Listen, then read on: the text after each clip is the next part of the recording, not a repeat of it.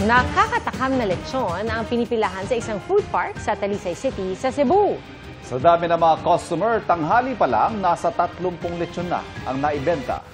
Perfect na baon yan sa outing, lalo't sa likod lang ng food park ay ang magandang Larawan Beach.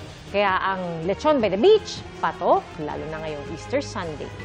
Tuwang-tuwa naman ang ilang beachgoers na nakapag-swimming na, nabusog pa sa lechon.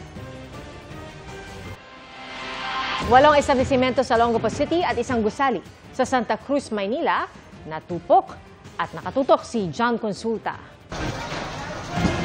Yung mga motor! Mabilis din nabalot ng usok at apoy ang tatlong palapag na gusaling ito sa Santa Cruz, Maynila, pasado alas 6 kaninang umaga. Hala! Lord, pataasin niyo po yung hangin, Lord. Wala pa tumatawag ng bombero!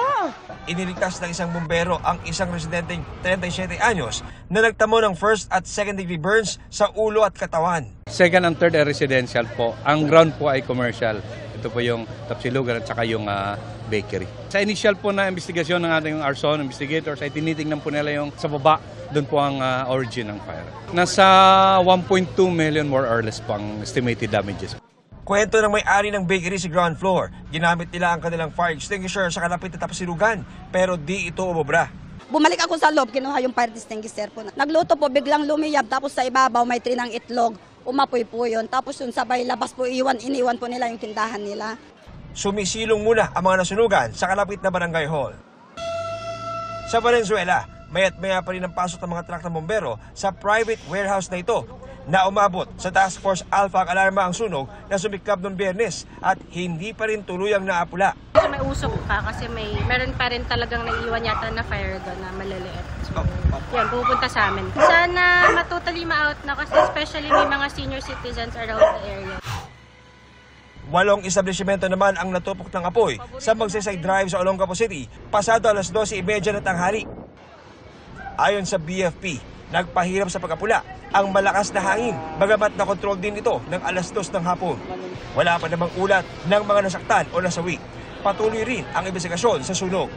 Para sa GMA Integrated News, John Consulta, nakatutok, 24 oras. Sinurpresa ni BTS member Jin ang fan sa isang special performance with Coldplay in Seoul. Nagdala ng sariling sign si Jin with the message na "Pick me" at "Can I sing astronaut with you?" Wish granted yan at kinanta ni na Jin at Chris Martin ang single ni Jin na "The Astronaut" na co-written ng Coldplay. Pati ang BTS Coldplay collab song na "My Universe." Muling nagsama on stage si na Jin at ang Coldplay sa Seoul leg ng tour ng banda. Mga kapuso, gusto niyo bang i-beat ang heat ngayong tag-init pero ayaw na masyadong lumayo sa Metro Manila? Aba, perfect sa inyo ang dinarayong Tampisawan sa Bulacan. Silipin yan sa pagtutok ni Nico Wahe. Summer getaway na malapit lang sa Metro Manila. Tara na sa Norsagaray, Bulacan. Nasa 2 oras lang ang biyahe mula Quezon City.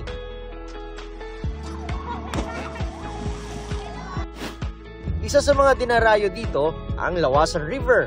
Dito raw nag-outing tuwing tag-init ang pamilya ni Rona May na mula Balagtas, Bulacan. Ilog po, ilog kasi malinaw, mas malamig ang tubig at walang bayad.